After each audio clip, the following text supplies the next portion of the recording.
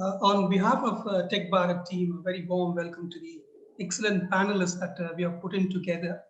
The panel will be deliberating on the topic implementation of NEP 2020.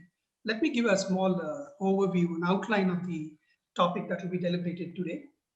The government is planning the first phase of implementation of the National Education Policy, in short called NEP 2020, by April 2022. NEP 2020 calls for a 360-degree change in the way academic knowledge is imparted in classrooms.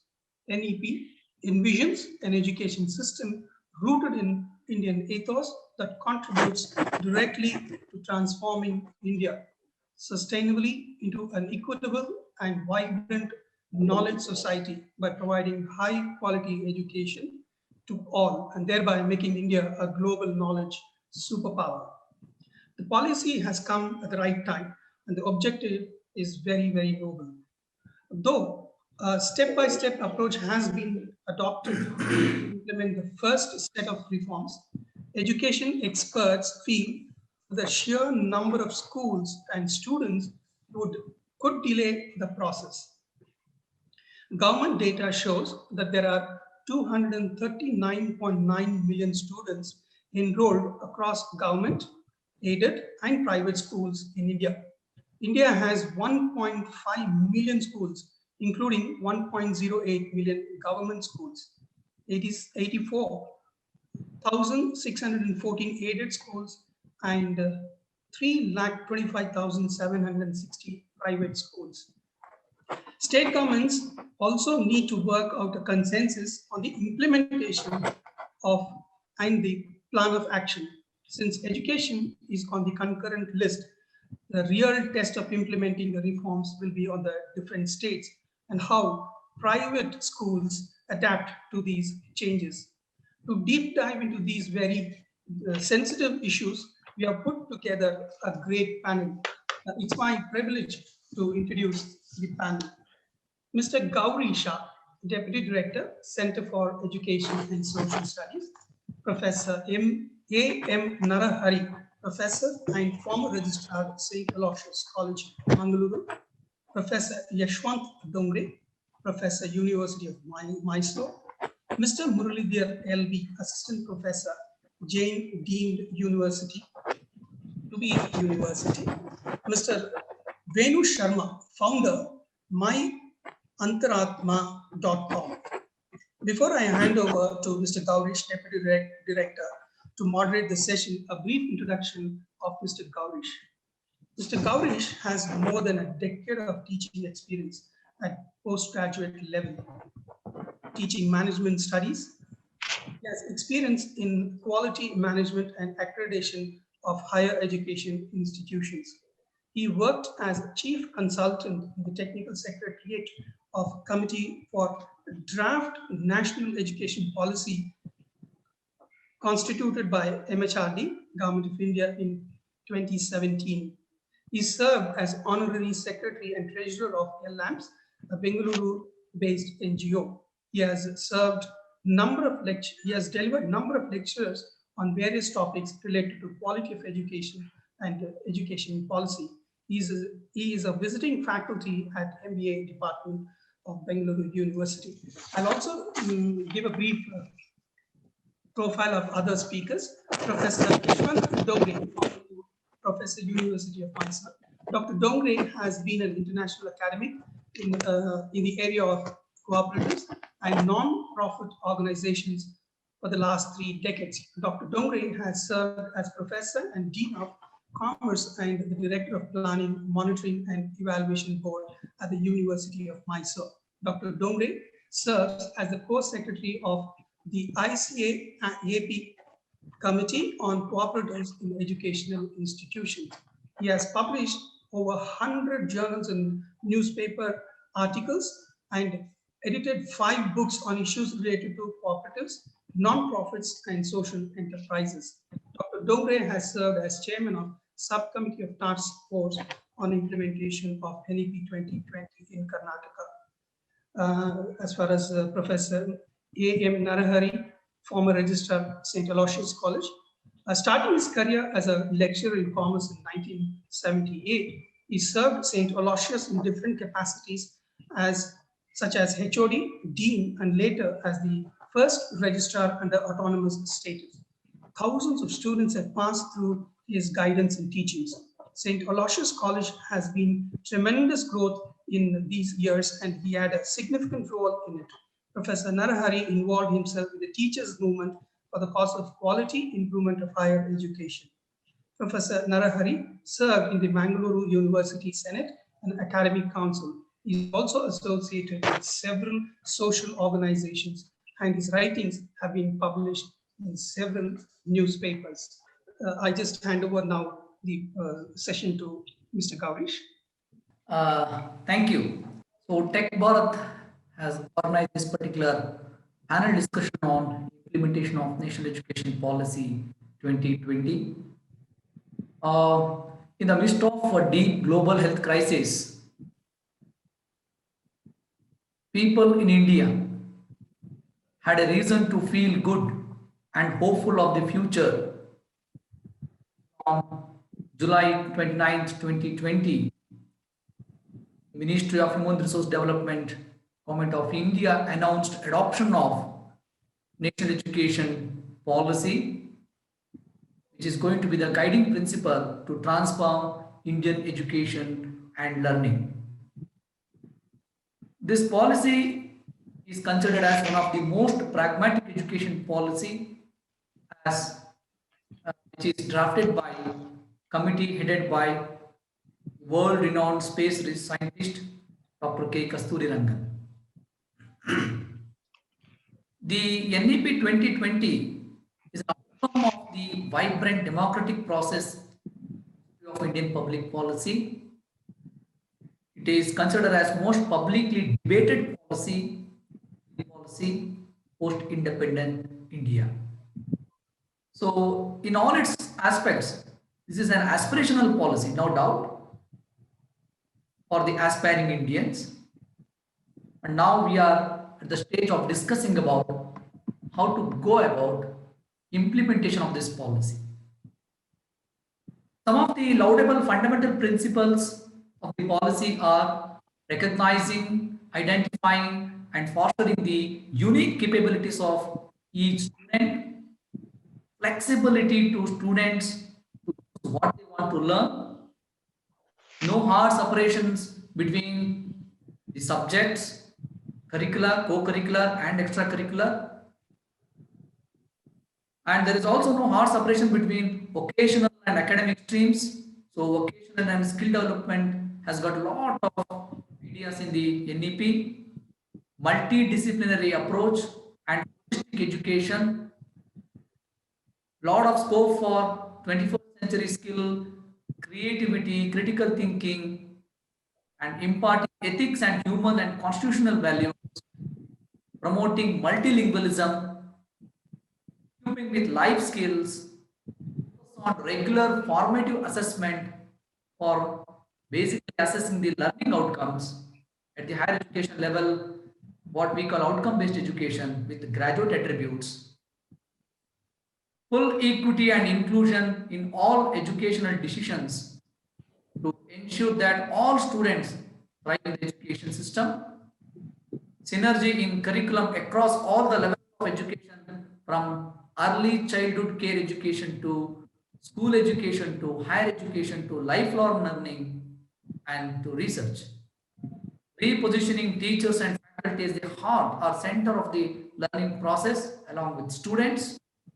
Setting up of light but tight regulatory framework to ensure integrity, transparency, accountability, and resource efficiency of the educational system through graded autonomy, good governance, and empowerment. So promoting outstanding research, making substantial investment for a strong and vibrant public education system. These are some of the highlights of the national education policy, which has given a vision for next 25 to 30 years of education sector. The policy envisions an education system system rooted in Indian ethos that contributes directly to transforming India. Along with equity, affordability, and accessibility, quality has been given a lot of importance throughout the policy, right from the early childhood education to higher education. So basically, policy has set out to transform India's education sector through both systemic and systematic policy interventions at all levels of education. Sometimes it is also talks about professional education in some of the areas like engineering education. And policy aims at building an education system that is very conducive for every learner, every teacher, every parent, and every stakeholder involved in education system. Of course, policy has a lot of great ideas. The vision is very nice, and definitely it has identified many of the key areas where we need to, all the stakeholders of education need to work. Let us now, the time has come to discuss about the implementation of this policy. The ministry has taken note that the implementation of the spirit and intent of the policy are the most critical to accomplish the vision or the principles which are stated in the policy.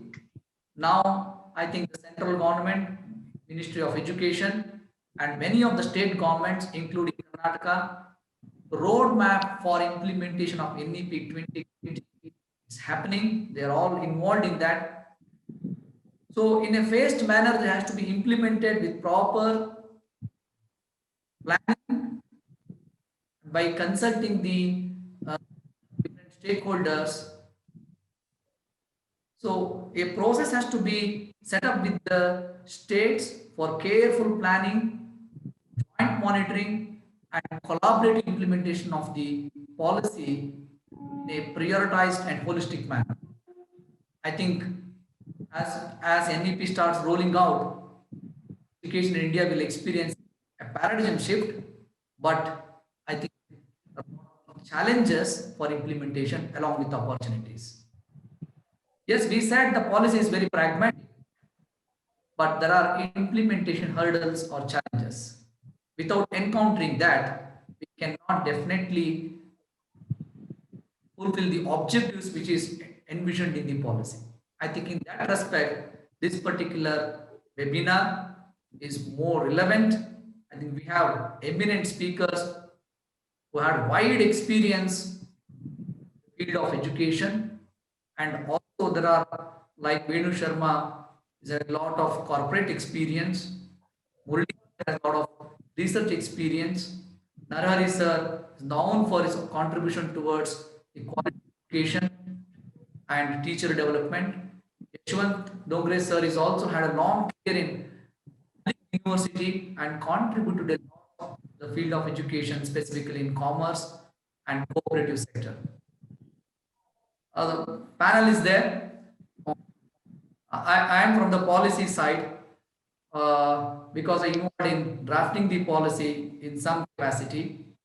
So if I talk anything about the policy, anybody can make comment that involved in the policy, and he gives all the positive comments. I'm very rational and non-judgmental in giving all policy points without adding anything which is not practical or which is not true. With that spirit, let us begin the discussion on the Tech Bharat platform. I have certain aspects which are mentioned in the policy. Every institution must deliberate with all deeper understanding of the system or the proposed model of education. Specifically, let me start with the higher education. Policy talks about multidisciplinary education, multidisciplinary institution, holistic education. The lot of questions are there. What is that multidisciplinary education? What is envisioned in the policy is one thing, and policy says Indian-based multidisciplinary and holistic education, what it is. So, and today we have a system where we have different degrees, watertight compartment between the different departments, different disciplines. With all this, we are now looking forward for to have multidisciplinary courses and multidisciplinary institutions.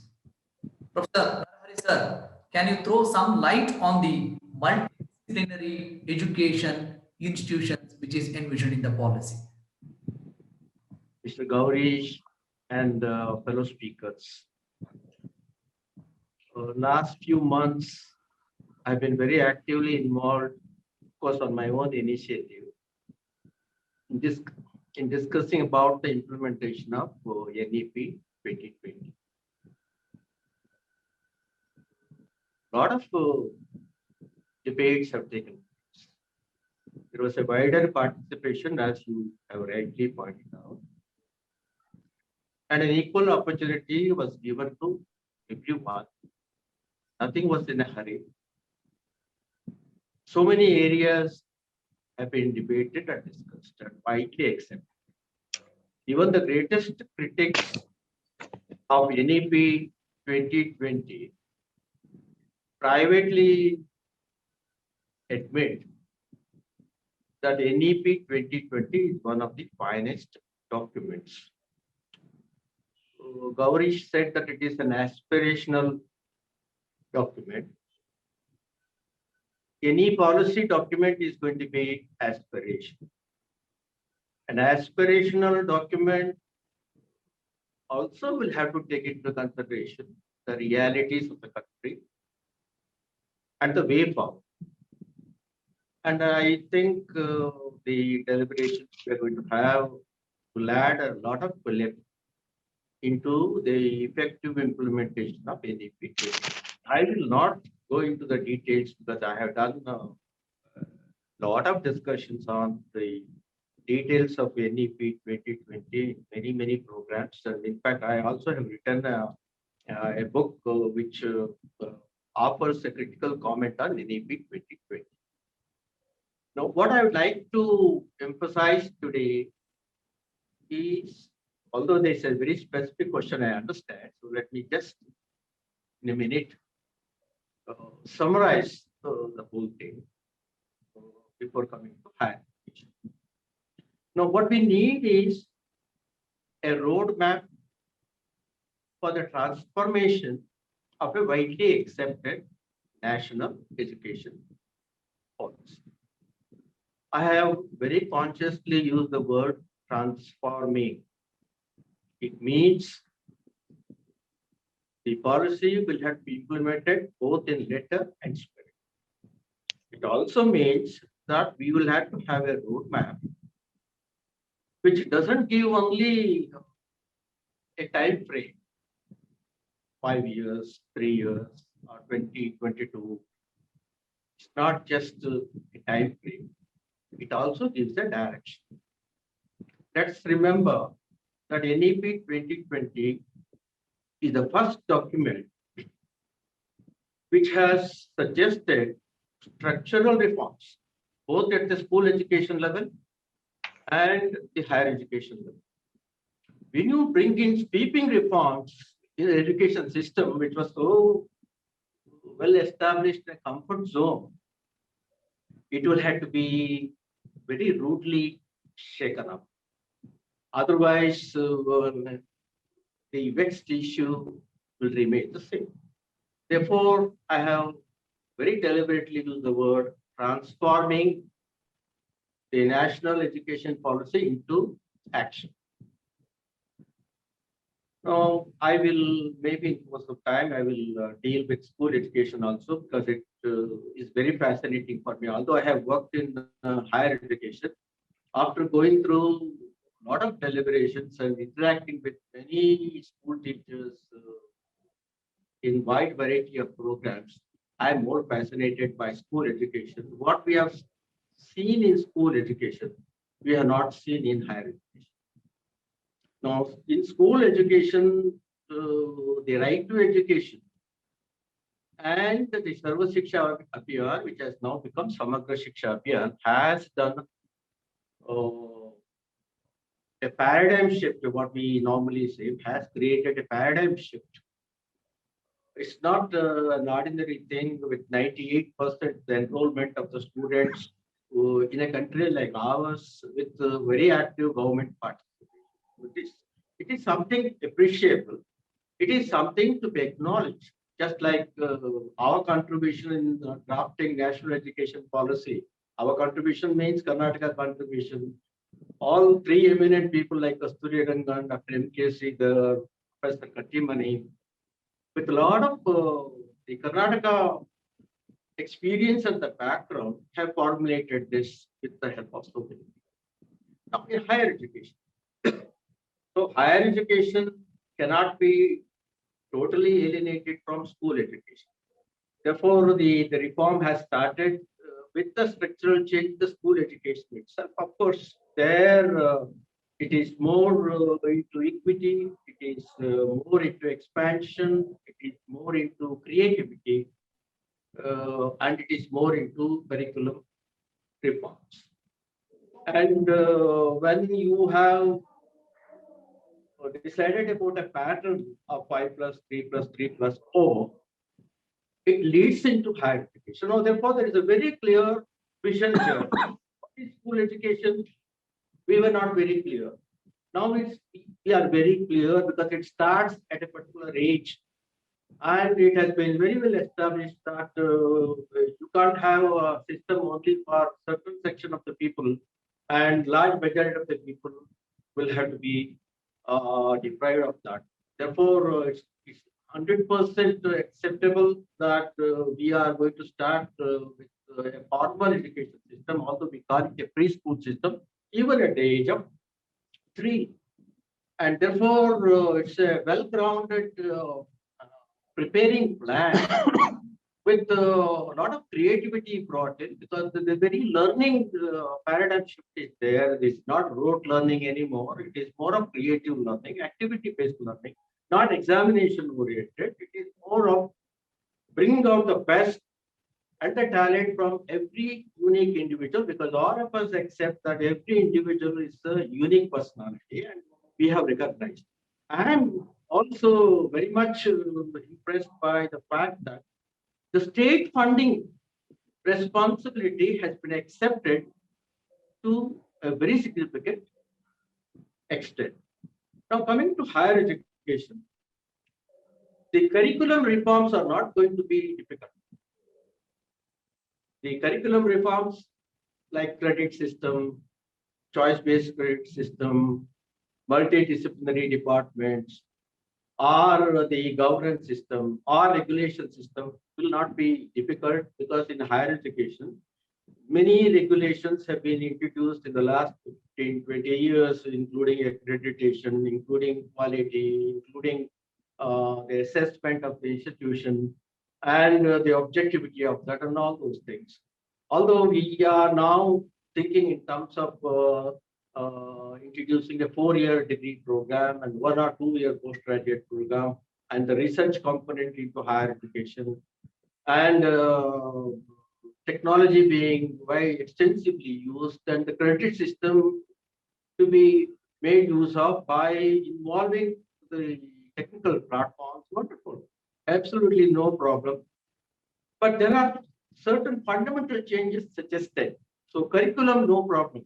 Governance is certainly going to create a problem unless we bring in a roadmap which takes care of that. It cannot be mixed on people. Now, for example, I'm saying, for example, 1 minute, can I take just 1 minute? Sir, definitely I'll give time. So we'll move to the next speaker, and then again there will be rounds of questions. Okay. Where definitely you can give the clarification with own experience and expertise. One very important thing that I have taken from your the initial remarks, that policy has given a from the childhood education, it has given a roadmap for the higher education. That foundation is strong and very clear. I think at higher education level, whatever is envisioned, whether it is curriculum or holistic, it's not a big problem or a big challenge. So I think that's an important takeaway from Narahari sir on the curriculum aspects of the higher education, because which has a link from the school education. The roadmap is very clear. That clarity is coming from this particular policy, and maybe there are few challenges in terms of education and then autonomy, etc. I'll come to that pattern after listening to Dr. Yashwant Dongre sir. Sir, Yashwant Dongre sir, I'm specifically asking you to talk on regulatory reforms and institutional governance, because you involved in Karnataka task force implementation of NEP. I think you chaired a subcommittee called regulatory reforms. So my request you to please share that experience and what is there in terms of regulatory reform and institutional governance, and what are the challenges you have perceived while drafting your own recommendations for the task force of Karnataka's task force for implementation on NEP. Sir, over to you. Congress, sir. Thank you, Gaurish. Yes, yeah, as you said, my involvement has been basically about higher education. But since I think we, right from the initiator of the webinar today, there was a reference to schools, and Professor Narahari also made a reference to the school education. Let me just pick up a few key points related to governance and regulation, both of the schools and of the higher education institutions, and try and say what is the real challenge for us and how should we really go about it. Now, when a policy is put in place, as you mentioned, as Professor Narahari mentioned, it's going to be obviously aspirational. It's going to set a kind of a vision for us to do something. Finally, how are we going to put them into practice depends to a very large extent on the regulatory mechanism and on the governance structures that we are going to create, because again, as Professor Narahari said, introducing a system of education like a choice-based system or changing a curriculum is not that big a challenge, even though it's also a challenge. But institutional readjustments and reforms are a very, very big challenge, especially in our situation where there is a dominant role of the private players, both in the school education as well as in the higher education.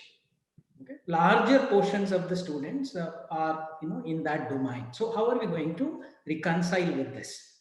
Now let me take one or two examples of school governance. For example, what the NEP is trying to say is that there is going to be something like a school complex where you are going to put together some 10, 12, 15 schools, a kind of a bunch of schools for the purpose of governance, for the purpose of the challenges currently faced by the schools with low enrollment, schools with no teachers. These things can be overcome by basically putting the resources together. Now, this is one solution. Now, this is a very important one because we are trying to think in terms of providing equal quality, equal access at the school level itself. So how are we going to really make this happen? How are we going to bring these schools together? Of course, the policy mentions about public schools, but let us say if 75% of the schools are private schools, and if within that 75% of the schools, a large number of really create this kind of a complex. Now, at what level? For example, are we trying to look at a kind of a taluk as a center, or a hobli as a center, and then identify the large schools, the small schools, and then make a complex in such a way that you have a few large schools and a few small schools? Now, when you are trying to do it, whether these schools or the school management will be agreeable to come together and share the resources. So this, I think, is a very, very critical issue. When it comes to Karnataka, there is a plan that has been already put forward by the task force, and it has a plan for the primary education also. Now, this kind of a restructuring is going to create a lot of challenges, a lot of resistance also. And therefore, we will have to think, very, very pragmatically about it and draw a plan which is much longer than the plan that the NEP actually has in mind in terms of the time frame of 15 years. I think in 15 years, achieving this is going to be very, very difficult given the size and the number. So this is one aspect of it. Of course, there are 2-3 other issues. For example, a teacher development plan. NEP talks about a teacher development plan. This again is equally very, very important for governance, because education, whether it is primary or higher education, entirely, I would say 90% depends on the teacher. It is teacher driven. Now, our systems have been fairly good even earlier, but if the teachers are really motivated to do something, deliver something, and have that passion to do it, then I think they can. Those systems cannot come in the way. Teachers can do that. Now, to have that kind of a teachers, given our present situation, I'm not blaming teachers. I've been a teacher for such a long time. Now, how are we going to really build this kind of a team? And how much time it is going to take for us to really to do this? And also to ensure that a teacher with a specific teacher-student ratio. This also, I think, is very, very critical. So devising this plan is very central. So when it comes to governance of schools, these two, I think, for me, are very, very critical elements. Yes, very good idea to share resources, but given the private schooling structure, can we bring them together and have this kind of a complex? Second one is the teacher development plan, again, where we are going to have kind of a time frame to develop the teachers. On the regulation front, again, only two issues of schools. One is of the State School Regulatory Authority, which I think is relatively easier.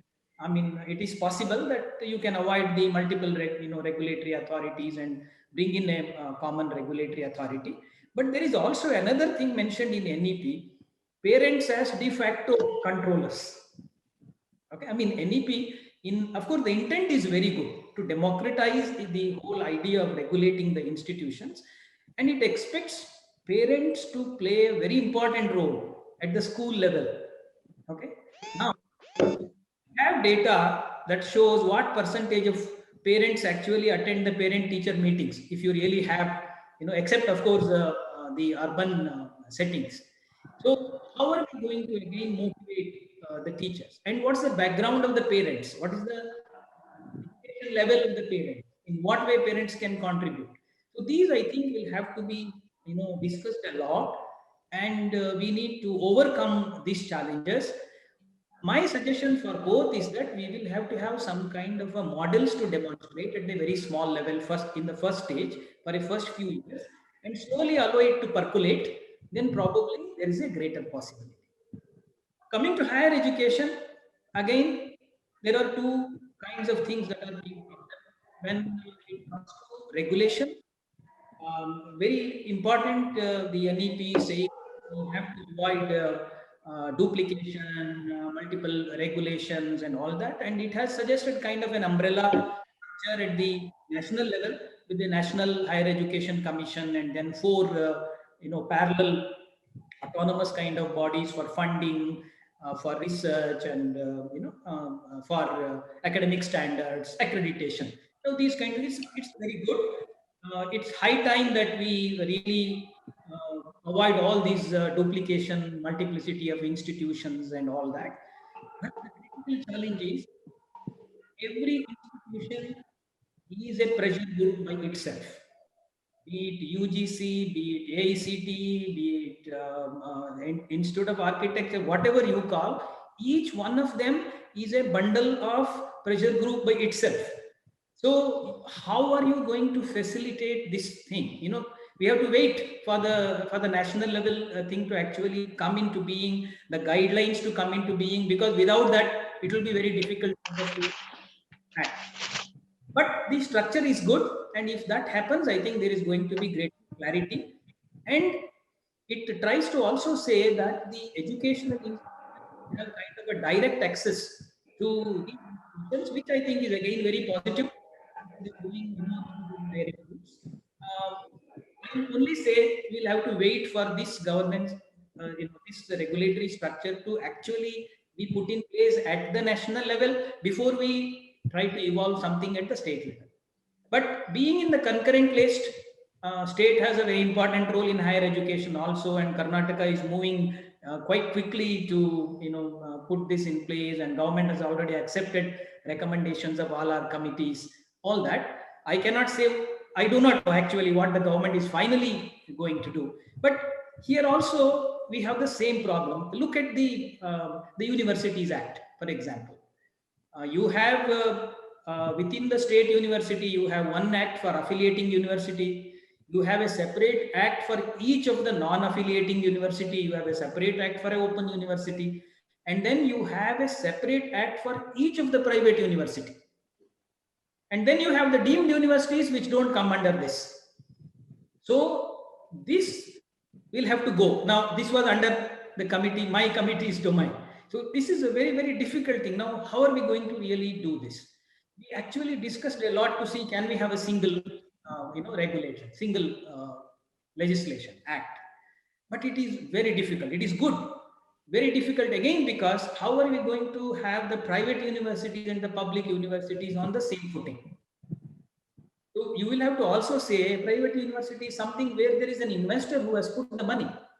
You will have to really look at that side. So I'm loudly thinking that maybe one legislation for the public universities and one legislation for the private universities, broadly, something of this kind, which I think will smoothen the process and then slowly go about it. When it comes to governance in higher education, there is a most critical element, that is of avoiding conflict of interest. The best example is a model which NEP talks about, is a model that is followed in Indian Institute of Management and IITs, something of that kind, where you have the board of governors, and the board of governors, the chairman of the board of governors is not the director of the institute, but somebody who is very different. Okay. Now, for example, in case of Indian Institute of Management, Bangalore, chairman is Dr. Devi Shetty, who has nothing to do with management education. Director is different, right? So now NEP says that every university or every higher educational institution that is autonomous institution, autonomous degree awarding institution, should have that kind of a governance structure. Where, for example, vice chancellor in a university will not be the chairman of the syndicate or governing body. He is only a member of that, and the governing body's chairman is different. Now, imagine this happening. Maybe this is easier in the public university. Imagine private university setup, where the chancellor of a private university is always the chairman of a trust or an educational society which has actually started that institution. And you are saying that he should not chair. So now this kind of things will come. So we'll have to think a lot about it. Of course, we have made our suggestions as to how we can go about it. I'm not discussing that now here because we don't know what is going to be the final kind of a thing that comes.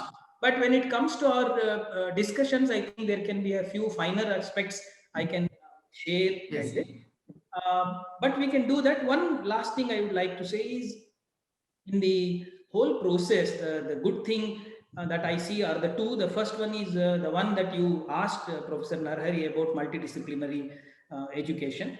I think it's very, very important in the sense our institutions have unfortunately, in the name of highly specialized institutions, become such isolated monodisciplinary kind of institutions where I think the essence of higher education is lost.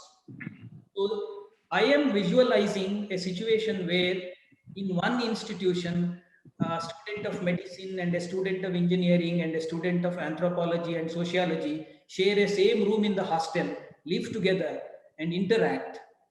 That education and that learning is what I think multidisciplinary education is going to facilitate. Which I think is very, very critical. We should work a lot more on that.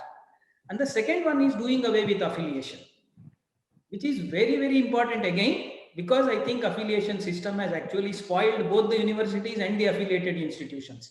So we will have to really make the educational institutions responsible on their own. You cannot be an autonomous institution and then ask the university to award the degree. At the same time, the university cannot enforce things on the institutions, asking them do what I am saying. So Yes. this is also very, very important. There are mechanisms suggested to actually overcome it. That I think is easy to happen. Okay. Okay. So I'll stop here and Yes, then sir. Yes, Dongre, sir. I think school education part in terms of governance, critical issues you have raised, that is school complex system which is suggested in the policy, and teacher development. I think these are the two things. And as you rightly said, we need to go for a pilot or build some models, implement it, test it, how it works based on the review of such mechanism, and then we have to go for a large scale implementation throughout the country or with a large geographical covering the large geographical area. So in terms of higher education, so governance, there is a scope for some conflict because private management will have their own interest to head the chair, whether it is post of president or vice chancellor or sorry chancellor, whatever it is. But I think it is much easier in case of public institutions. So I think there are few challenges for institutions to adopt such a empowered board of governance, which is envisioned in the policy.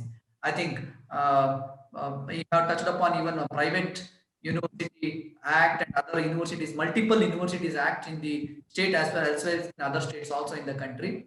I think there is a lot to do even in terms of regulation and governance. Implementation, which will be having a time framework, as Narahari sir rightly said, having a time framework is not a big thing, but pragmatically what has to be done under each of these policy aspect and within that time, I think that where even Dongre sir also raised the concern. So we'll take it forward the discussion. We have one more eminent speaker, that is Venu Sharma, the founder of Mayantaratma. So basically, Venu Sharma is the CEO and founder of two leading organizations working in the field of advertisement and marketing. So one, a brand consulting company, and another one is basically advertising agency. So basically, they are present in Karnataka, many regions in Karnataka since 2006. He is teaching as guest faculty in many reputed management schools like Kirloskar, SDM, St. Aloysius Christ, and IIM.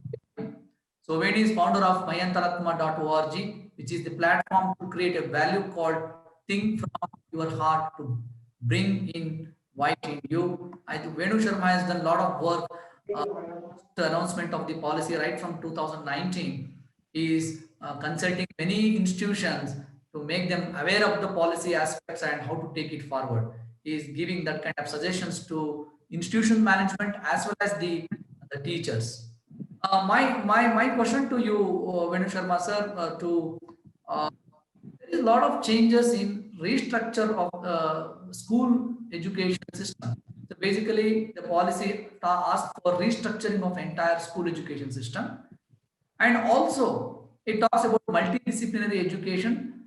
I think at the last 4 years of the school education and then at the higher education level. So in this kind of structure, what is that you are expecting in terms of vocational skills, skill development, how it go with the curriculum which is envisioned or curriculum and pedagogy which is envisioned in the policy right from school education and then till higher education. So my point here is by considering the restructuring of pedagogy and curriculum in school education, so what is your take on? Yeah, thanks to everyone. Thanks to Gaurish and my sir, Narahari sir, and all others. Being a corporate man, let me explain little background for a minute, and I'll restrict my 10 points. Out of 10 points, 2 points is already expressed. Let me be very specific, a larger story. See, I'm running a college in Kerala because basically I'm from Mangalore, a border of Karnataka and Kerala. I have around 300 students and around 24 teachers. I also have a community colleges and schools. So I've been speaking to some 200 teachers, especially teachers and lecturers and management and other stakeholders for almost 1 year now after the policy passed. Okay, let me talk about the darkness or negative. Let me be very, very specific, positive about it. Okay, small here and there, we can always adjust in line. First, let me derive the stakeholders. Teach the teacher. See, I spoke to some 200 teachers. In Kerala, I spoke. In Karnataka, I spoke. Teachers in Kerala says that this will never happen. Okay, because as a government, it will never happen. No, they don't know anything. They have not read 450 pages. Let it come to Karnataka. I've been talking to village schools in Puttur, Beltangadi, and different schools. In fact, they don't know. They have not read. They know that something is coming. Okay, that is the first primary stakeholder which I am talking. Second, I have spoken to some of the Mangalore being the hub. Some of the management owners of the institution themselves also doesn't know about the policy or they have not read. The third thing, I have done a lot of training in colleges. So when I've done the training in the colleges, they have come with their some certificate from college principals, and I asked them, did your principal speak to you on this education? No. Have you read 450 pages? They don't know. So teaching the teacher is the first primary stakeholder communication. That is the implementation barrier. So I would say 60 to 70% of the first primary stakeholders doesn't know about the policy. So this kind of training has to be done directly at taluka level and all that. The second point which I'm talking about, see, private schools will have always, historically will have yes and no's and all that. They can be tightened and they can be implemented. But I'm worried about the 73%. See, 1 crore primary schools and privates or whatever it is. 1 crore schools are there in India, out of which 73% is again public or aided. So this is the key, because village, city adaptation is there. There is a kind of people want to go to city colleges or schools. That kind of tendency was always there historically. And being an illusion, I have seen people, 73, 83% of the people are coming from villages to the city. That drive is happening, and from city it's going to the global. Okay. The government and the aided school is the key of implementation. The third thing which I'm talking is about, let us have training. As we said, pilot. Let me not talk about one subject called pilot. So let us take a village taluk where we have 20 schools or 15 schools. Let us take Mangalore or Hubli or Dharwad as one city. So 2 levels, we need to have a pilot. That pilot will run for 6 months. Teachers, all stakers are called, parent teachers organizations are called, and local opinion leaders. When I'm telling opinion leaders, it can be management, it can be a Jilla Parishad member, it can be a doctor, or it's a combination. So let that training start. Okay, and about the policy, 450 pages are adopted into a PPT presentation where your point of view is very clearly communicated, and that will run. The fourth point which I'm talking about, alumni. For example, alumni is one. They want a lot of people who have passed from a village school, they're contributing. Like, for example, IBM is giving $100. So $100, 7,000 rupees they say in IBM, 70% of the fund is not used.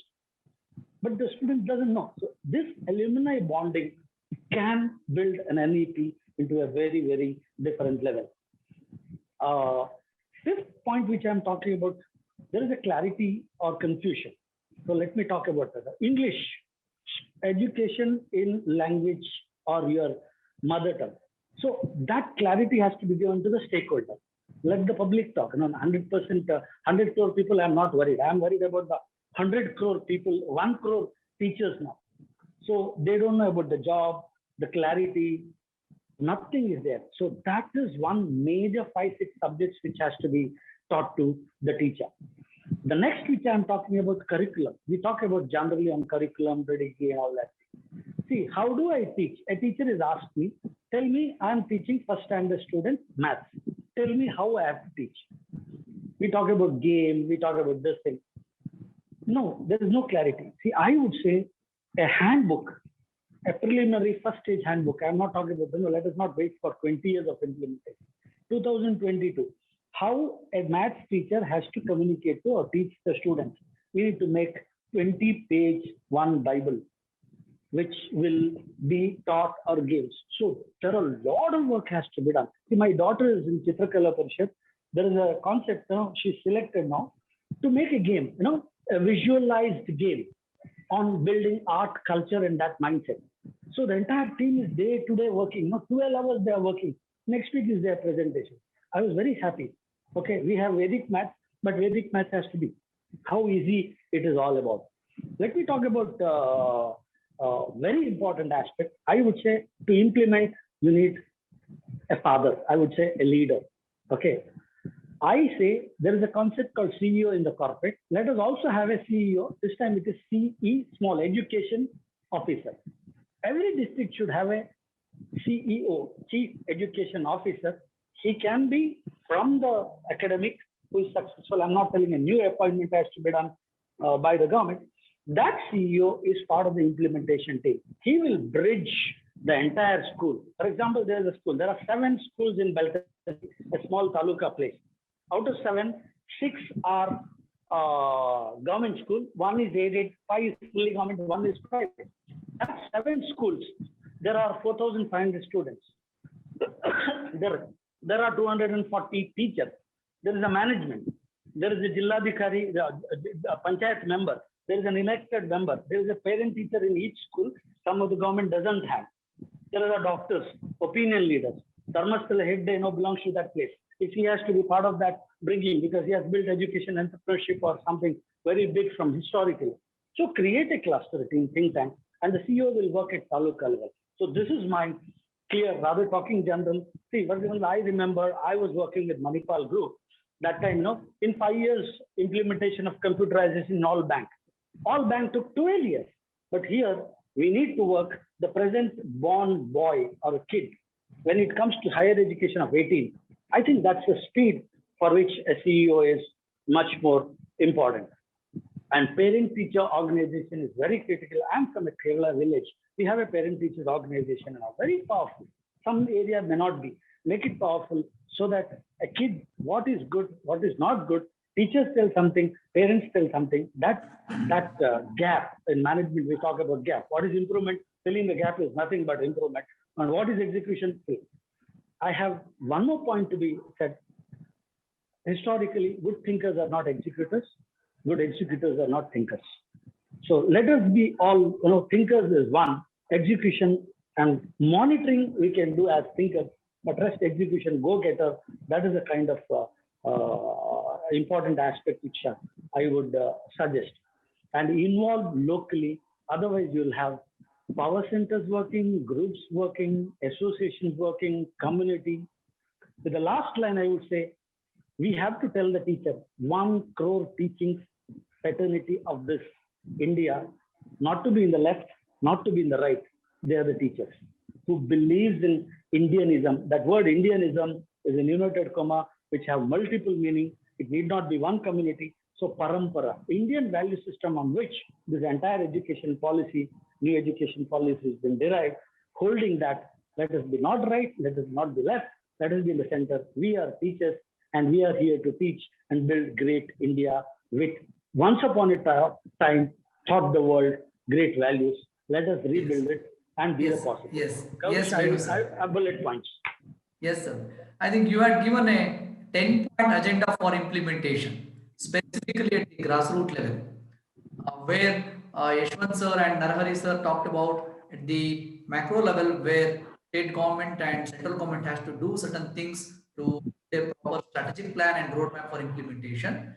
You talked about mainly on grassroots level, at panchayat level or very village level. Who are the basic or the primary stakeholders of education? How we have to involve them in the entire process of implementation? So you have a valid point there. We are discussing about implementation, but there is a need for some awareness about the policy and some clarification which are mentioned in the policy, and then we need to go for phased manner implementation. Right from the top level to the very village level or local level. So I think your idea of appointing somebody accountable and responsible for implementation at district or taluk level, I think is a good idea to take it forward. I thank you, Venu sir. I'll come back to you sometime. Some of the issues which are now we discussed in the beginning of the session, and I think we have to discuss now more on some of the critical issues which are envisioned in the policy from the point of view of implementation. Narahari sir, it is mentioned very clearly in the policy that 4-year undergraduate program with multiple exit entry option. What is your views on switching over to that new system? How practical it is? Yeah. I need a quick answer on this. Okay. Although I have different issues, but let me answer very specifically your question before I explain one or two issues. Now, 4-year degree is not going to be a problem because it is optional. So you have in the policy both 3-year degree and 4-year degree. In fact, in some of the advanced countries, it is 4-year degree. Even to get into United States of America, you have to have a 4-year degree. Now, 4th year is going to be more research focused, and therefore those who are into or with an aptitude towards research, they will naturally get into the 4th year, and we have to create a sort of an academic identity for a 4-year program, which is not very clear right now, although the idea is. So therefore, whenever we discuss about NEP, we tend to discuss more about micro issues. Now, therefore, Gaurish, I have a different way of looking at the implementation of national education policy. Now, please look into this. Please Now, go ahead, sir. Whether it is university, I think Dongre sir will endorse me, and I also endorse whatever he said earlier. See, whenever you look at higher education and primary education, which are the regulatory authorities? Now, we have seen this, the concurrent list and all those things are okay. The state participation is there, but ultimately the policy determination of the micro issues are done at the larger level. Now, if UGC says what is to be done by a university or by a college, it has to be adhered to. So this is at the macro level. That's why my time frame for the implement of national education policy for the next at least 2 years. Now, of course, the government of India has come forward with Higher Education Commission. The finance minister has announced in the budget the constituting of Higher Education Council. And similarly, if those 4 parallel bodies are constituted, it gives a direction. See, whatever is to be done, whether it is a 3-year degree, 4-year degree, multiple exit, I have personally experienced the multiple exit and entry program in BVOC. BVOC is a new type of a degree program where multiple exit and entry are there, but the exit is final. The entry may not be there, although the opportunity is there. But we have to move to that level of creating an atmosphere wherein a student-centered education invites a system wherein you work and you develop yourself and then come back to education. It's a wonderful idea. It takes time.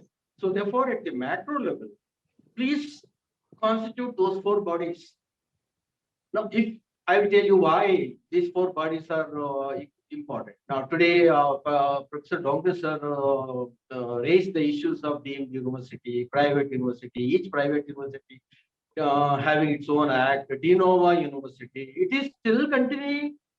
Even after the announcement of NEP, the private universities are coming forward in a very big way. Therefore, don't bother about the private sector right now. It is the state sector which has to take a proactive role. Now, once you formulate those 4 bodies at the higher level, higher education level, and those 2 bodies, NCT and NCER, so see, unless the directions are given at that level, the state bodies will not be able to function. I will give an example from the age of 3 to 5 now, and first 4 years, 2-year preschool and standard 1 and standard 2. You need clear-cut directions with regard to the academic and the governing reforms from the national bodies. And therefore, in my opinion, the next issue is formulating these 4 bodies at the national level. The second one is that you will have to take states into confidence. You have to take states into confidence because only when states are into this at some level, the coordinated effort will take it forward. That's very, very important. The third one is the resources for education. Somewhere it has to start, you know. This year's budget, I think there's some readjustment, but there is a reduction in the educational budget. But we are now speaking in terms of 12%, I mean 6% on GDP. Therefore, the intention of the government at the central level and also at the state level will have to be made very clear in terms of resources. Otherwise, where is the recruitment of teachers? Thousands and thousands of vacancies are there. We can go on speaking in seminars. But where are the resources? What is the source of these resources to bring in reforms? And these are three major issues which I would like to say at the macro level and implement it at the state, state-sponsored, state-funded, private sector will follow suit. Private sector will not immediately adhere to the new education policy. They will wait. They will always wait. They will always look into their advantages. Whatever is going to be more beneficial because it is more based on capital investment, as Dongre sir has rightly pointed out. Although we speak in terms of philanthropy, public participation, and all those things, and that's not at the ground level really happening now. Now, creating awareness and bringing people together, all these things are possible because whether it is teachers or the management or the parents, everybody will wait till something happens. Yes. Only when you take decisions, then the debate starts. Yes. If you don't take a decision, you are creating awareness, years will go by and awareness will still be something eluding. And therefore, by 2022, if there is a roadmap, it gives a direction. Now, if NCERT says what should be the type of examination, what should be the type of curriculum, whether it is private sector, public sector will have to say, the state level will not have much of a say, it is only implementation. So if Higher Education Commission says 3-year degree, 4-year degree, multiple exit, this affiliation or disaffiliation, only 2 types of universities, naturally every state government will have to follow. Otherwise, the central government, the central funds will not come. Everything is attached to the funds and therefore start at that level and you see the difference. But like the last point, NAC, I'll just give one example. NAC accreditation, what happened? Only 3,000 institutions have been accredited over a period of 15 years. Now we are speaking terms. Now there are 50,000 colleges and 1,000 universities, and repeatedly the same institutions are undergoing for NAC. But it has started somewhere. No, the direction is there. Otherwise, if you bring everybody together for the implementation of NEP, I am a little blunt in saying that it will not move forward the way we aspire it to go forward. I think you have pointed out that Yashwant sir, you have to unmute. Yashwant sir, you have to unmute. I think you have to say something to say. I just want to make a quick point about this 4-year degree question that you asked. You see, the world has already moved away from this kind of number of years of education to total credits to get a particular degree. Okay, so for example, if you are envisioning something like 30 credits in a semester, and if you are talking about a 4-year, which means 8 semesters, that means about 240 credits is what somebody will have to get. A lot of universities world over have now provision to complete the 240 credits very much under 4 years, within 2 years, within 3 years, depending on the capacity of a student. So therefore, I think the whole idea should be of encouraging students to learn and learn quickly also, and have more organic kind of a structure for a degree program where you focus more on the number of credits to be obtained than on the number of years of compulsory going into university, etc. I know of young people who went to Australia to study from Bangalore. I know one boy, he went there, enrolled to about 4 courses there. And then one course, he found that he has already studied that in his program here in India. He went to the professor there and said that I already know all these things. And the professor asked him, can you answer the questions, take a test and make a seminar presentation? He agreed. And he said in 16 days after enrolling into that course, he got the credit. So universities are, moving in that direction. I think we will have to also move away from the number of years insistence towards number of credits insistence. Okay, that's where I think so. Academic bank of credit and other things are more relevant. It may help the students to accumulate that credit. I don't think so that that kind of flexibility which you mentioned by referring Australia and other countries that will come in India for next some number of years. But at least with that 4 year, with lot of flexibility, exit and entry, and the credits earned will be accumulated in their account. I think these are the good ideas which enrich the policy. I think that will be implemented as Professor Narahari sir said. For all these, the top 4 bodies under the Education Commission, Higher Education Commission has to first establish.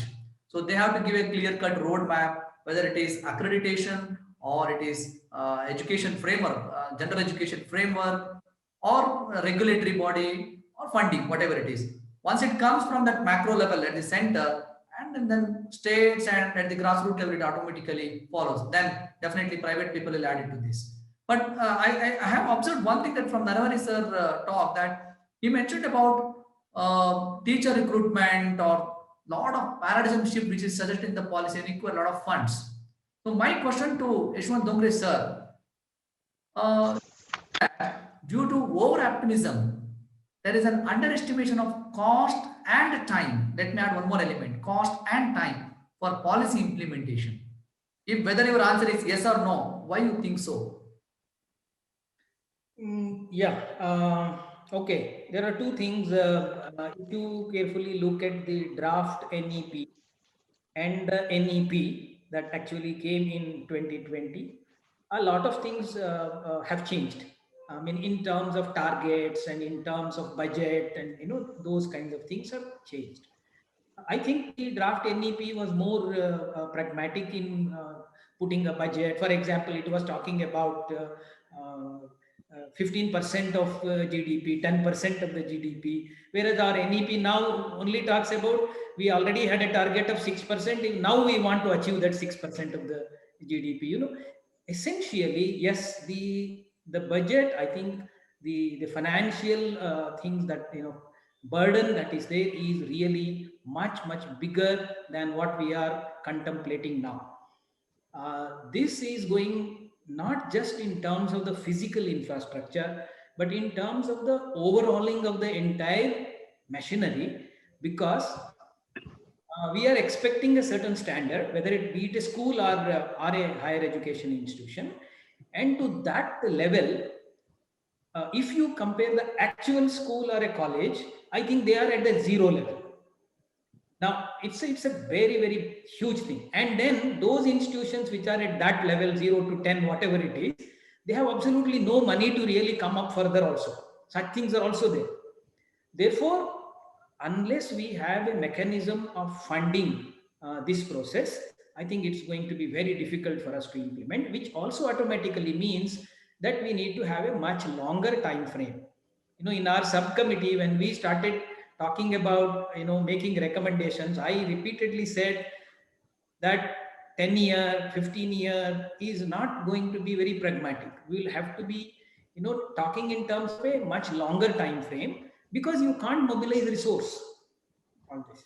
So yes, I think there is a talk about resource. According to me, the estimates that have been made, I think, are a kind of less than what is actually required. We need much more than that, both for schools and higher education institutions. Yes, sir. Yes, sir. I want to ask one thing to Professor Dongre. In the State Education Reforms Committee, I have gone through the report of State Education Reforms Committee. The committee in the preamble says that they have not looked into the financial aspects of the implementation of the policy. They have only looked into the academic aspect of the policy. I'm just bringing it to notice of Professor. Maybe that may be the mandate. Maybe the mandate. Anyway, we have Muralidhar on board now. Muralidhar. Yes.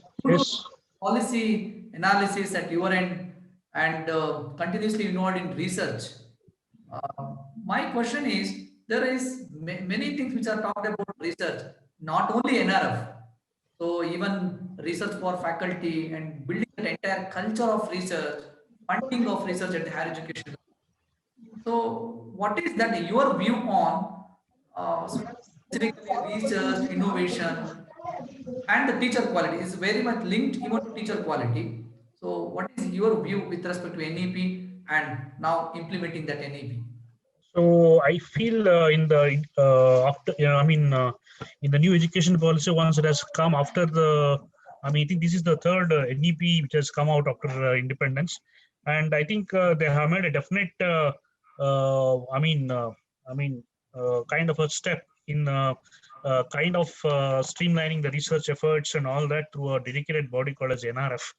And of course, we cannot expect that in the initial days itself to yield tangible outcomes. Probably when the government they have to engage in, the government has to engage in a meaningful interactions and dialogues with the other stakeholders like private universities and institutions, so that that importance of continuing with the research or facilitating the research is has to be conveyed to, has to be conveyed there. And of course, some kind of incentivization, if at all, if it could be brought in through a regulatory mechanism, that could be much better there, which will probably kind of help in promoting research culture. And of course, uh, the the kind of schemes and programs and what we have as of now, it is not that much widespread. So I request that, I feel that schemes and programs should be kind of a more inclusive nature, okay, so that the research culture can be, it can be built probably in the institutions. And of course, the some kind of that's what we cannot expect the outcomes immediately. That's what my this I one. think Muralidhar, you are more optimistic about the uh, research and innovation Yes. going to happen after rolling out of the implementation of. Yes, actually, the document is very much positive about. It has realized the importance of research and innovation in the educational practices, and of course, even in the core areas. Yes, that's what I mean. We cannot straight jacket it into a particular mechanism and yield desired physical output there. So probably this policy has set in a kind of attitudinal change, probably that has to first of all result in so that it could realize into the the tangible programs or schemes, okay, which will help out the people who are in into research, especially at the university level or at the institution level. Yes, Muralidhar. So we are discussing about all the regulatory aspects and curricula and other things. But I have a specific question to Venu and others can also answer. What are the demand side expectation from this policy? Specifically industry or employment providers, even though education, the end result is not some job or something, but it is very much required, whether we call some lifelong learning or whatever it is. Ultimately, economic sustainability is one of the important outcomes that everybody expects from the education, even the ultimate goal of education is not that.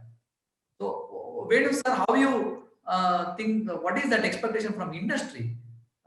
Because that demand side explanation, if it is not fulfilled, so entire effort, I think we cannot see any major outcomes as envisioned in the policy. Yeah, see, I've been part of some of the corporate for mock interviews and interview sessions. They have taken this particular policy. You know, the single line what they say, whatever we are today, we are from that village schools. Today, whoever successful. In fact, they were talking, the present Prime Minister has not studied in Oxford, not studied anything, or he has not done TQM, MBA, TCM, or anything what present we talk, but he is a leader. So similarly, I think we need to create insight among the kids and value system. That is what at least 7 to 8 industrialists, hoteliers are talking about. They say basic skill set understanding basic is what required. And coming to the point, see, I'm referring a policy called RERA, which is for real estate. In 3 years, it could implement 100% because it is for private. In 3 years, RERA is 100% implemented. Today, I have some deviation, RERA, I have to answer. So similarly, see, for private institution, you can use such things, carrot and stick, what we talk about. So we should talk about implementation. Industry will take. Some people always have negativity within that. They will be part.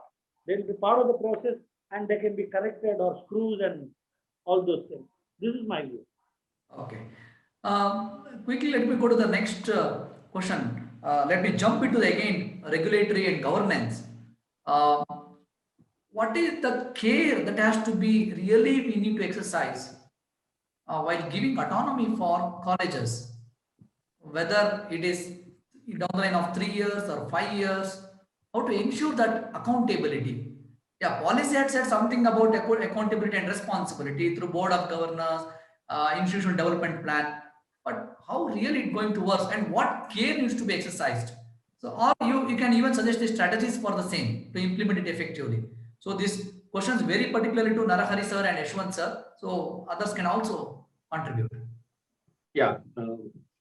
Sir, the NEP speaks about autonomy at every level, whether it is colleges, even for schools, for that matter.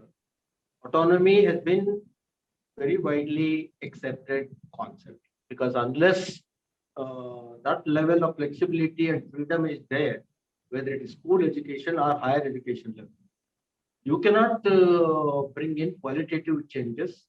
We are speaking a lot about skill development, a lot about innovation, a lot about effectiveness of individuals. And therefore, it speaks of bringing in a lot of creativity.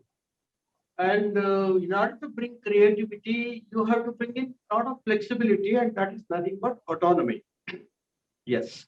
Now, whether autonomy conferred on colleges in India has been a success story, in my opinion, it is a success story because ultimately it is not the regulation which decides about the reputation of an institution.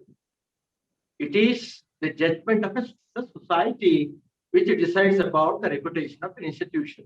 Now, by conferring autonomy, if somebody is substandard, if somebody is not accountable, if degrees are sold, you think that such institutions are going to survive for long? Which are the institutions which have become autonomous in this country today? Look at the NIRF ranking, look at the NAC accreditation, look at private agency accreditation. Which are the institutions?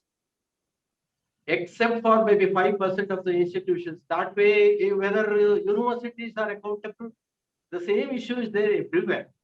So therefore, the NEP has rightly identified that there are only two types of colleges here. Either you become autonomous or you be a part of the cluster. That's all. No university for you. Why do you take shelter? Dongra sir has used word very, very appropriately, saying that if you are autonomous, you should be capable of giving degrees in your own name. That is our target.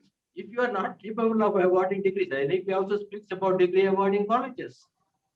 A stage, a higher level, but the next stage level for the institutions. And that has created a lot of instability among colleges now, because NEP says that from 50,000 colleges to 17,000 colleges, because it should be multidisciplinary, it should be large, and it should be capable of standing on its own. And I think regulation in this country has been objective. I have no much complaint about the regulation, and they have been very objective. Of course, it evolves over a period of time. And when NAC came, everybody mocked at it. Everybody made fun of NAC. You look after people and then you get a better rating. Those things are not there now. A lot of objectivity has been brought in. And that is the idea, clearly visualized in NEP, which has to be transformed into an institutional regulatory structure. That's what I'm saying. If the same UTC is going to do all these things, the culture is going to be same. Although the idea could be different, the culture is going to be same. If that was the case, then what is the need of saying that UGC will have to be replaced by those four bodies? Because it has been rightly discussed and there is a lot of collective wisdom. Now it is board decisions. Board decisions at certain points of level for the sake of education, both at the higher education level and the school education level. The moment you start discussing about micro issues, you get bogged down. For example, somebody speaks about medium of instruction. You say that in Karnataka, up to 5th standard, Kannada medium is compulsory. Then you will be in litigation. For the next 5 years and 10 years, two different structures are going to be there unless constitutional changes are brought about as far as medium of instruction is concerned. Let us not get bogged down by these issues. There is a very clear-cut vision and implementable structures to be created, implemented. But implementation happens gradually. See, now, if somebody is not following it up, now you would refer to autonomy. Why the colleges did not come forward to become autonomous? Because they didn't want any accountability. Now, the moment you say that if you are A grade, you should be autonomous. You say that is linked. Your grants are linked. If you are autonomous, if your level is higher. Now, if everything is made optional, NIRF is optional. Nobody wants NIRF. If NAC is optional, you think that 45,000 colleges will go for NAC and every 5 years? No, it is not going to happen. And therefore, you look at the industry. Why private sector is flourishing as far as the industry is concerned? Because the regulation is with the government, whether it is the RBI or SEBI, the performance is with the private sector. That should happen. If at all, primary changes should start beginning both in the private sector at the school level or higher level. It will happen.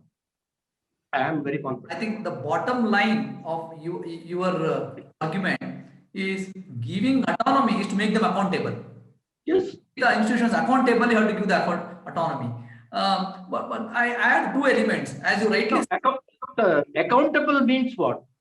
Accountable is not to give the financial status or the governance, all those things. Accountable means how effective your students are. Educational outcome. Yeah, what is the education? Yes. That is accountability. Otherwise, who will come to you? Yes. Now, so many colleges are there now. Not every college is full. Correct. Hundreds of colleges are there with 50 students or 100 students. Yes. To add two more elements, that colleges normally, as you rightly said, they will not come forward to get the autonomy. Now it is, as per policy, it is going to be mandatory. Yeah. Autonomy, accreditation process, etc. At the same time, even some of the vice chancellors are talking about, if we de-affiliate the colleges, how initiative we will get the funds and how we have to survive. So this kind of arguments are there. I request Yashwant Dongre sir to add on to the Narahari sir viewpoint, or if you have any different viewpoint on this. No. I will tell you one thing, sir. The state universities are not going to easily give up affiliation. So, because have you taken statistics of the financial resources mobilized by the state universities in Karnataka? A small university has 80% in the form of affiliation fee, and moment it has to generate its own resources at the government fee prescribed level. It's a lot to do, but universities will have to be bound by that once it becomes a state university. If there is going to be a regulatory mechanism. Yes. No other we have a man from public university who served 30 long years in public university. Sir, Dongre sir. Yeah, not only for being part of the university, but also for being part of the committee which talked so much about it. It really makes more sense. Really, really broke our heads, I should say, on this issue. If you, for example, one fine morning say that there is no affiliation, then universities will definitely suffer because they depend to a very large extent on this affiliation fee, which is very, very important. Now, in any case, NEP is talking about phasing out the affiliation system over a period of time. So what is going to happen is that slowly, as one by one institutions become good enough to be autonomous, they come out of the university. So it is a process which is going to, take time. This is number one.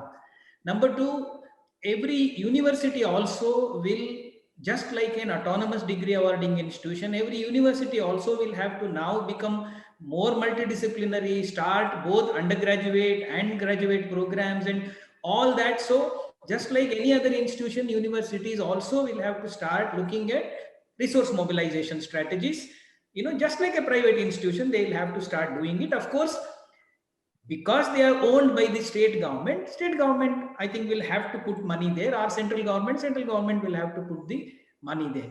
You cannot make the universities depend only on the affiliation fee in any case, but it is going to be a slow process.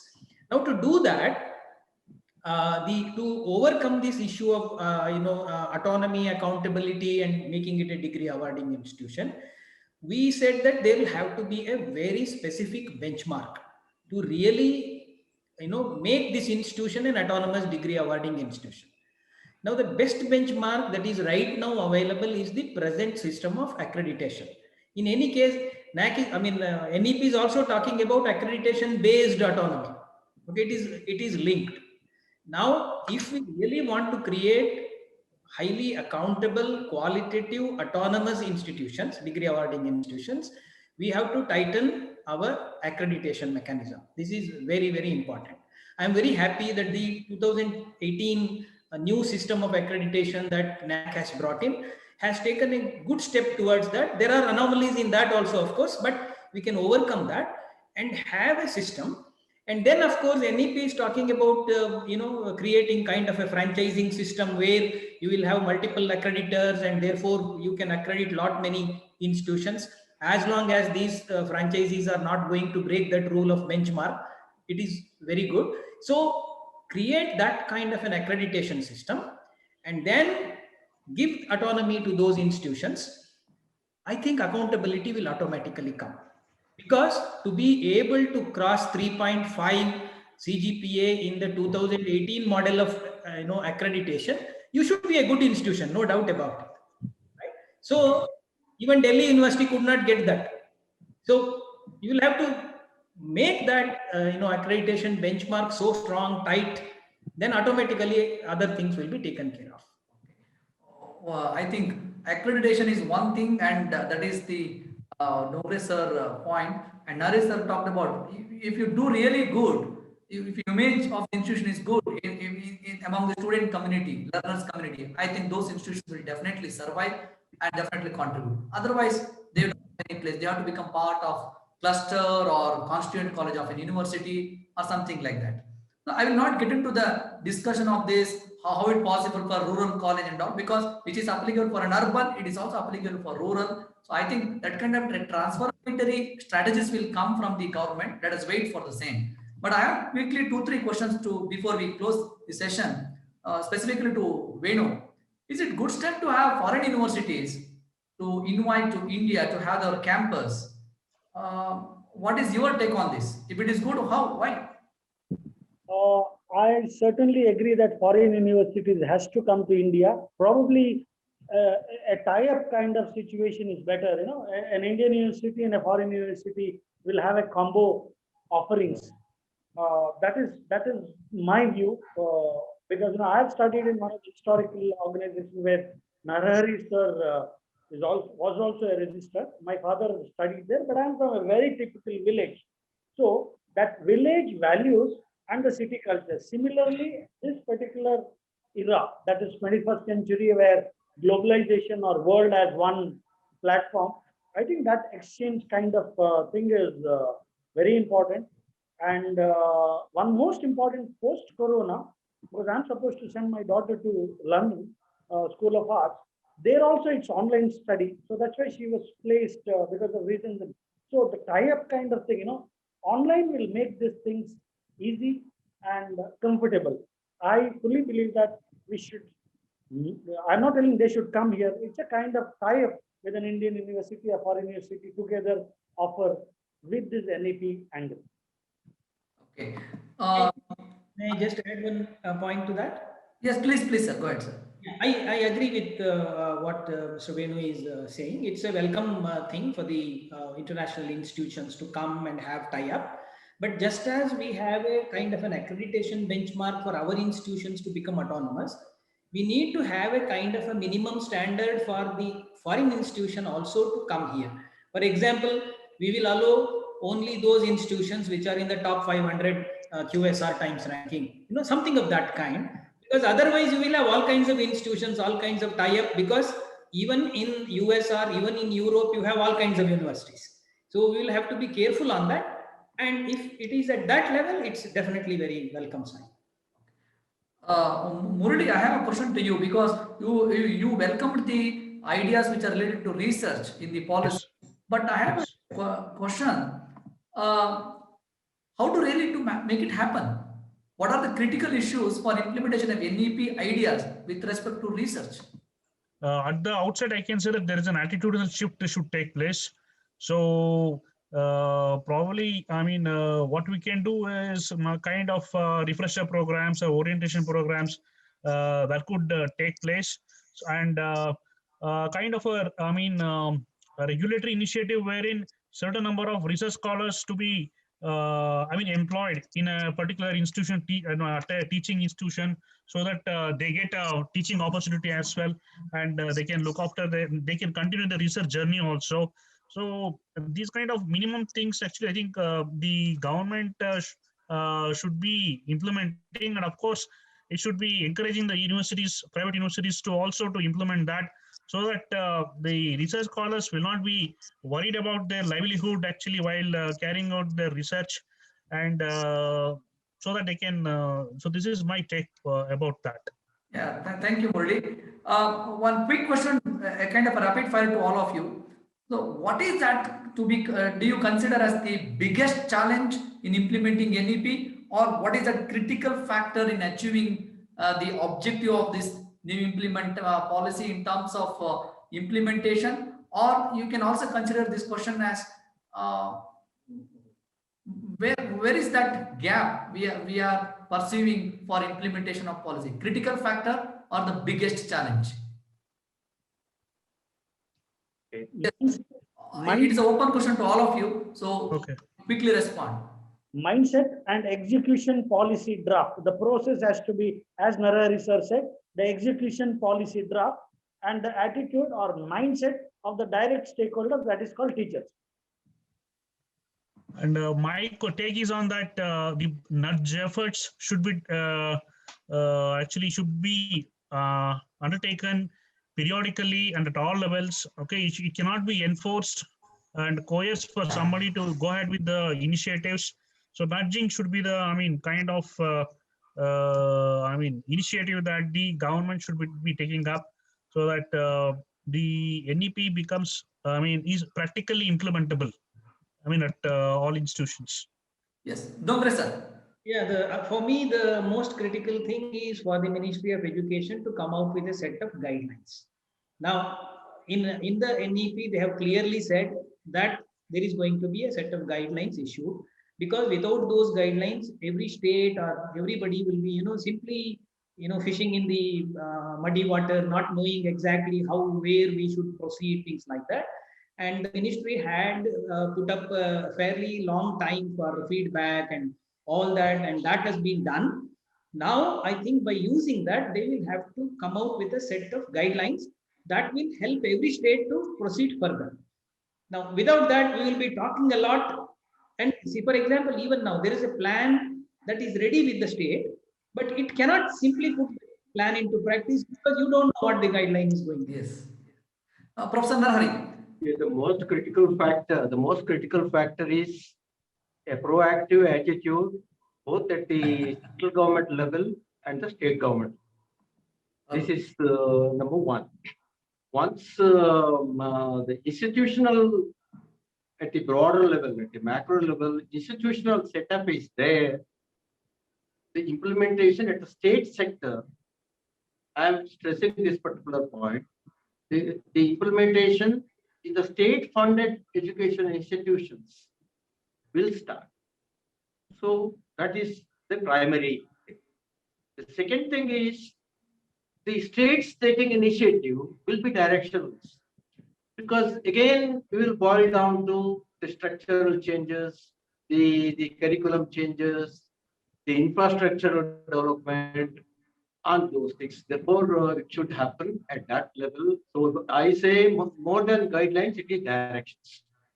We have to have a very clear cut directions. If you say 2022, of course, the budget says 15,000 schools are going to be in the model of new education policy. For that, the guidelines and the directions have to come on. The second most important factor is resources. Unless you are able to say, now, see, even we say that recruitment of teachers, but we have not made a clear analysis of the actual structure, the academic structure of teaching and learning. If it could be by making use of technology, if it could be by making use of the digital platform, like online credit system, choice-based credit system, there could be many ways of working it out, and therefore that's very important. It's not that all existing vacancies are going to be filled up. One. Secondly, always in any plan, there is going to be a faculty, established faculty, a permanent faculty. There is also going to be a flexible faculty. You can't expect all 100% vacancies to be filled up. Some proportion is to be maintained. Now, if no principal is there in college, if 80% of the teachers are guest lecturers, and then implementation of NEP in terms of its aspiration will be a myth. And that's why I feel that you have 1.5 years time. In 1.5 years time, if such initiatives are taken and directions are given, NEP will start rolling out. I have a quick question. So it is not that all four of you have to answer. So any one of you can initiate and answer. The question is, there are institutions and teachers. How to make teachers NEP ready? Mindset is maybe the issue. How to make institutions NEP ready? Change management. So any quick say on this? Yeah. So that we can move to concluding remarks. Sir, many institutions, as far as I know, almost 80% of the institutions have conducted awareness programs on NEP. But the problem with the awareness program is not preparing the teachers into a new environment. Instead, informing teachers about the possibilities, not just the opportunities. It is informing and then passing the buck on the government at the state level and central level. That's why I'm saying that it has to coincide. It cannot be one side. You start preparing the teachers will ask the same question, whether this is going to be implemented, whether teachers are going to be appointed, whether funding is going to be done, what happens to my college, which is a small college, affiliated college, to which college my college is going to be actually combined. You will not be able to answer any one of these questions. That's why NEP awareness is one part, it will continue. Because the discussion will continue at all levels. The government can do, higher education council is there, universities are there, and state level school education bodies are there. But when I say about state, things are going to be clear. Only two bodies will have to be there at the state level. One is higher education, and the second one is the school education. Not other bodies right now. Only two. They will create an atmosphere and environment, and they will also create a platform. Any other members have something to say? Yeah, Yes, Venu sir. June first week, there will be a national exam for teachers only. The subject paper is National Education Policy, 100 marks, 80% every teacher should get.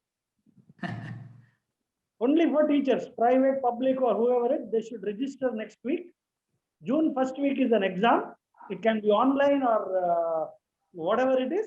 80 marks, every teacher should get. Then the training will start, or mindset management or change management will start. Yeah, Dongre sir. Just focus on teachers, because for me, most of the things are decided by them, and give them that freedom. Don't develop systems by suspecting teachers, but create systems that encourages teachers. I am joining a private university in Japan beginning from April. You know what they asked me? They asked me whether you want to be a teaching focused faculty or a research focused faculty. And then they said, which course you want to offer? No, please remember which course you want to offer. This is our program. Okay, so I told them what I am going to offer. I designed the syllabi for that. In the syllabi, I am saying how I am going to evaluate the students. And I will complete the whole course, I will give the credit and come. Now, this is what they are doing. And it is absolutely believing a teacher and having confidence in the teacher, and a system that recognizes teachers, encourages teachers, and nurtures them, trains them, and believes in them is a system that's going to last longer. Okay.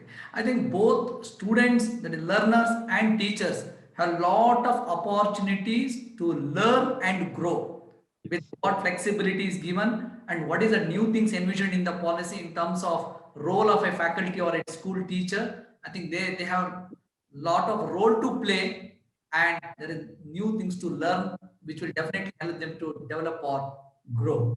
So I think we are coming to end of this panel discussion on implementation of National Education Policy 2020 on the Tech Bharat platform.